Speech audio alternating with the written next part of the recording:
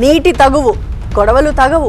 Yes, Telangana Andhra Pradesh మధ్య జల జగడం మాత్రం ఆగట్లేదు. నీళ్ల మంటలు ఏ రాష్ట్రంలో మొదలైనా కూడా ఆటోమేటిక్ గా మరో రాష్ట్రానికి అవి అంటుకుంటూ ఉంటాయి.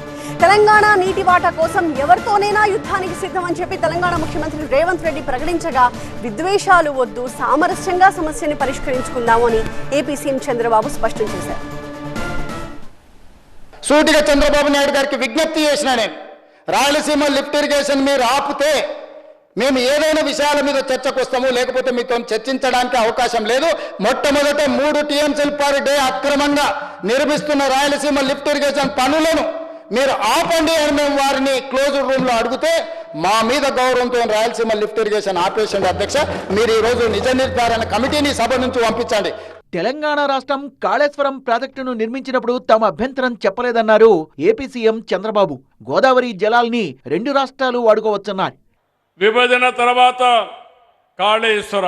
కాళేశ్వరం ప్రాజెక్టు కట్టినప్పుడు గోదావరి పైన ఎన్ని ప్రాజెక్టులు కట్టినా పర్వాలేదు, మనకు నీళ్లు వస్తాయనే ఉద్దేశంతోనే ముందుకెళ్ళాను.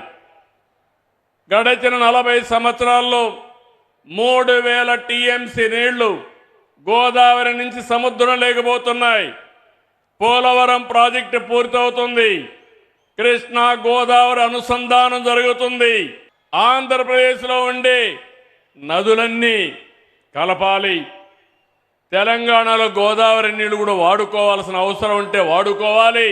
తెలంగాణ నీటి విషయంలో ఎవరితో అయినా పోరాటం చేస్తానని రేవంత్ రెడ్డి ప్రకటిస్తే సామరస్యంగా పరిష్కరించుకుందామని చంద్రబాబు సూచించారు. విషయం వచ్చినప్పుడు నేను మనుషుల పట్ల మర్యాదగా ఉంటా, వ్యక్తులను గౌరవిస్తా, సమాజంలో మర్యాదగా బ్రతకాలనుకుంటా. కానీ హక్కులకు భంగం కలిగితే ఎవరి మీదైనా తిరగబడతా అధ్యక్ష. తెలుగు రాష్ట్రాల మధ్య విద్వేషాలు కాదు, సమైక్యత అవసరం. ఒకరినొకరు అర్థం చేసుకోవాల్సిన అవసరం ఉంది.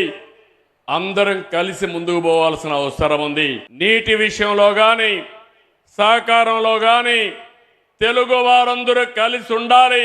చంద్రబాబు ఏపీ ప్రయోజనాల్ని తెలంగాణకు తాకట్టు పెట్టారంటూ వైసీపీ నేతలు విమర్శలు గుప్పించారు. తెలంగాణ అసెంబ్లీ సాక్షిగా ఆ రాష్ట్ర ముఖ్యమంత్రి రేవంత్ రెడ్డి గారు బహిర్గతం చేయడం జరిగింది. రాష్ట్ర ప్రయోజనాలను ఏ రకంగా తన స్వార్థ రాజకీయాల కోసం అమ్ముకోవడం అనేది బహుశా ఈ దేశంలో ఎక్కడ మనం చూసి ఉండం. ఈ రాయలసీమ ప్రాంతానికి కూడా తీరని అన్యాయం చేస్తున్న వ్యక్తి ఈరోజు చంద్రబాబు నాయుడు గారు. వైసీపీ నేతల వ్యాఖ్యలకు కౌంటర్ ఇచ్చిన మంత్రి అచ్చెన్నాయుడు, వ్యక్తుల మధ్య సంబంధాలు వేరు, రాష్ట్ర ప్రయోజనాలు వేరన్నారు. హక్కుల విషయంలో తలొగ్గేదే లేదన్నారు. ఎప్పుడు రాయలసీమ లిఫ్ట్ ఇరిగేషన్ ఎప్పుడు ఆగిపోయింది చెప్పండి? 2024 తెలుగుదేశం ఎన్డీఏ ప్రభుత్వంతో ఆగిందా? ఒక్కళ్ళు చెప్పండి.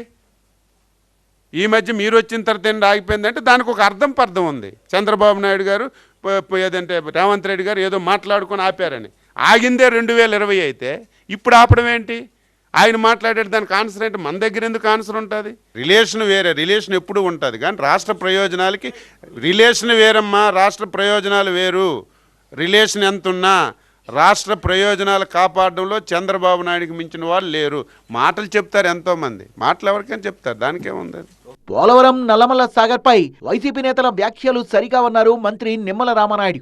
గోదావరి వరద నీరులో 200 TMCల నీరు రాయలసీమకి ఉపయోగించుకోవాలనేటువంటి మరి చంద్రబాబు నాయుడు గారు పోలవరం నల్లమల్ల సాగర్ మరి ప్రాజెక్టుకి కూడా మరి ఇక్కడ ఉన్నటువంటి వైఎస్ఆర్సీపీ ప్రతిపక్షం కూడా మరి అడ్డగోలుగా మాట్లాడేటువంటి పరిస్థితి ఉండడం. ఇంకా అదే గోదావరి దిగువన ఉన్నటువంటి రాష్ట్రం ఆంధ్రప్రదేశ్ ఈవేళ పోలవరాన్ని ఉపయోగించుకుని మరి ఈవేళ ఆ 200 TMCల నీరు తీసుకుంటే తప్పేంటని చెప్పి ఈరోజు ప్రశ్నిస్తూ ఉన్నాం. వృధాగా పోయే నీటిని ఒడిసిపట్టుకుని పోలవరం నల్లమల్ల సాగర్ నిర్మించుకుంటే తెలంగాణకు అభ్యంతరమేంటని ప్రశ్నిస్తున్నారు టీడీపీ నేతలు.